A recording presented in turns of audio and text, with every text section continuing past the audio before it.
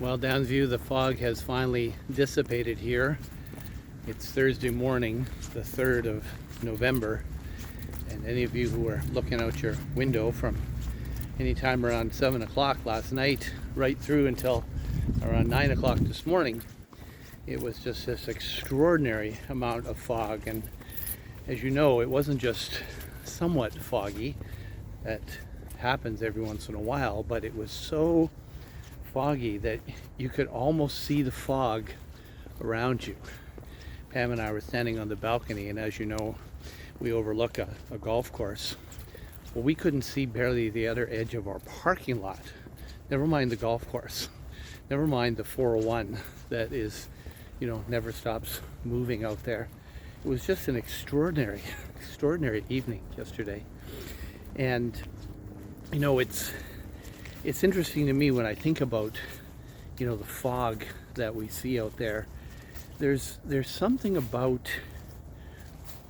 the fog that can be disconcerting and disorienting and cause a bit of confusion and lack of clarity, because we know something's out there behind it, but we can't see it.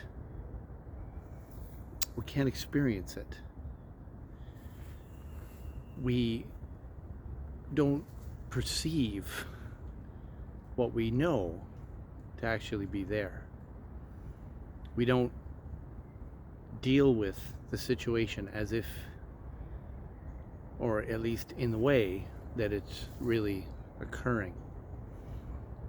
That's interesting to me, because one of the things I want to encourage us to remember this week, and why you get a second video, is that daylight saving time ends on Saturday night at 2 a.m. officially, which means we fall back and we get another hour sleep. Well, theoretically, we get another hour's sleep, because your body doesn't know that the clock's number went from a 6 back to a 5, and suddenly your body goes, oh well, I'll just automatically sleep. Those of you with young children know exactly what I mean. Doesn't make much of a difference to the kids, does it, when the time changes? They're up when they were up the day before, and the day before that, and the day before that, until, well, sometime in May. Is it May? I think it's May, that we spring forward and we lose an hour so that we perceive another hour of daylight. The challenge in all of that is similar to seeing the fog out there that I saw yesterday and early this morning. You perceive that it's an hour less or an hour more of your sleep, but you don't always feel it or experience it the way you'd like. I tend to play games with myself, and I don't change the clock before I get up on the Sunday morning. And so what I do is I find myself with the clock that says 4:20, which is when I get up on the Lord's Day. I leave it at 4:20, and then when I wake up, I'm like, oh, wait a minute, I get another hour. It's not 4:20, it's 5:20. And it's kind of silly, to be honest with you, and I realize that. But what it does is it helps to gain the perception that something's actually changed, something's actually different. Because sometimes it doesn't feel real, doesn't seem real, unless I'm actually experiencing that difference. So I actually set the alarm for the same time. I don't change the clock. I hit the snooze, and it's like I get a whole nother hour. Or out there in the fog, I look out and I think, I know I can't see anything, but I know someone's out there, that there's cars and people and activity happening. I look over at my wife on the balcony and I say, we're actually in the fog, but we don't perceive it because we're just so close to each other. It's not making a difference. I wonder if those things serve as a bit of an illustration of the Christian life.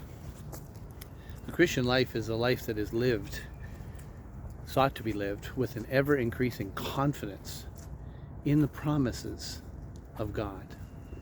That we hear God's word, I will never leave you or forsake you.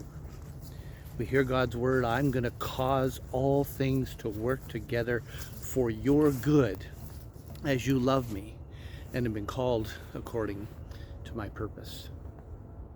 I will promise to bring good out of difficulty, God says.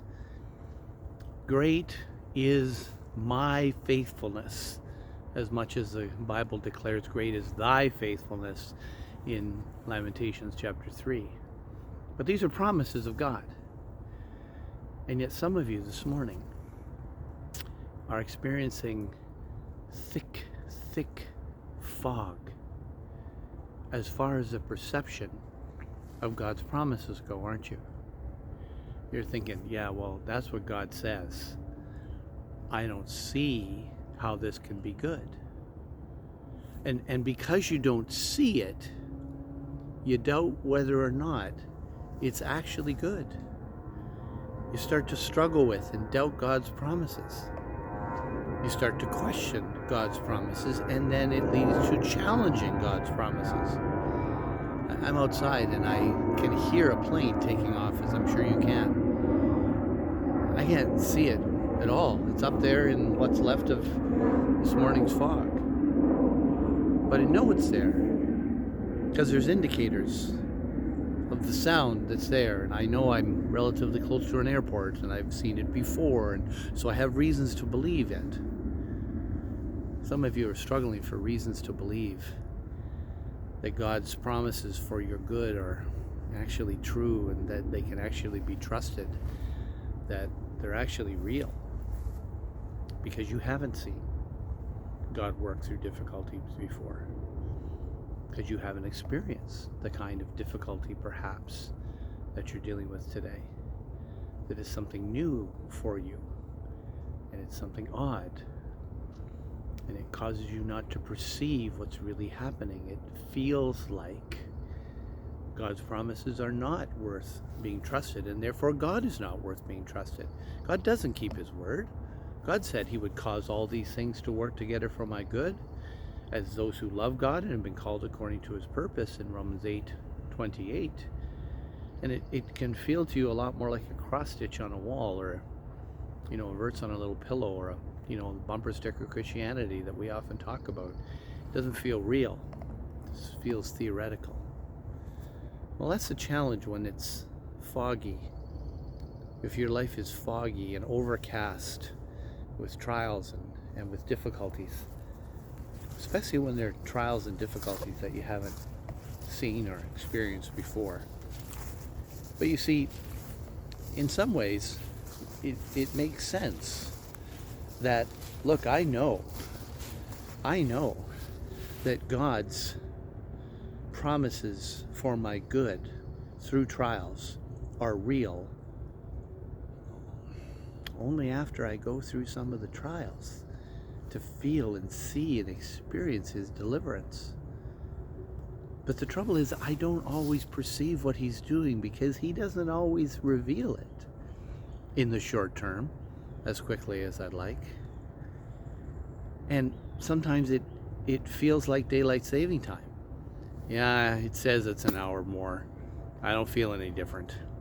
You know what that's like. You're going to get up on Sunday morning and the clock's going to say, 7 o'clock, and you're going to feel like it was 7 o'clock yesterday. Your body doesn't go, hey, it's only 6 a.m. You could sleep for another hour. You don't experience that because you think it feels just like it did the other day. Brothers and sisters, the challenge for us is similar to the challenge, another plane that I can't see. It's similar to the challenge that the author of Lamentations experienced, or Jeremiah experienced in the 3rd chapter of Lamentations. All all he knew was the bitterness and the gall and the absence of God, at least the absence of God's kindness towards him. That's what Grant read for our opening call to worship last Sunday, right? All I look around me and all I feel is difficulty and struggles. And yet, when he turns the corner by saying, yet this I recall to mind, and therefore I have hope. Jeremiah doesn't say, God suddenly showed me what he's doing. God suddenly revealed to me. All of a sudden I saw what he was doing, that it was different that way. What he saw it with the eyes, well, it's with the eyes of faith, isn't it? He said, listen, I recalled something to mind. It was in my mind.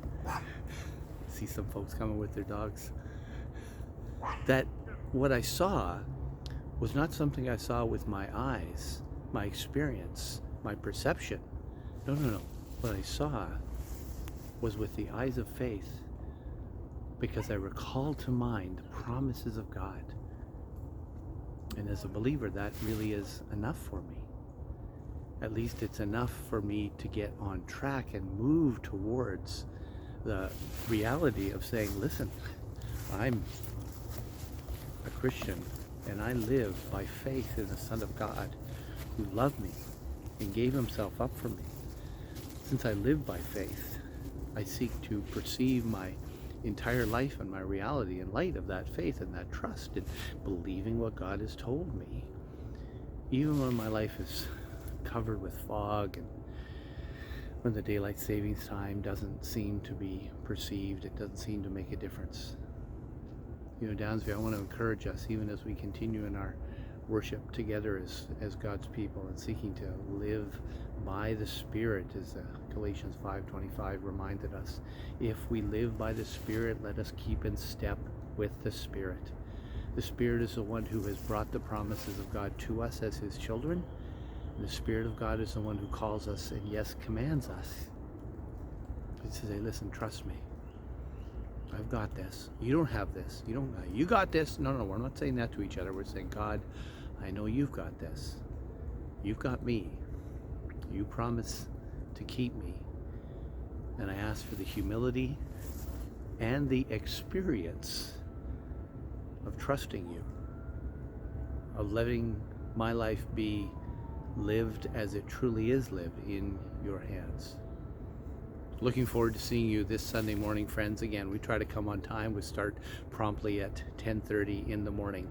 We get an extra hour, so what a great great week to determine, okay, I'm going to get up, I'm going to do what I need to do, I'm going to respect and love and show the dignity that we show in just about every other area of our lives. We're going to show up on time, and we're going to enjoy the Lord together as God's people. 10:30 this Sunday morning, dear friends. Cheers.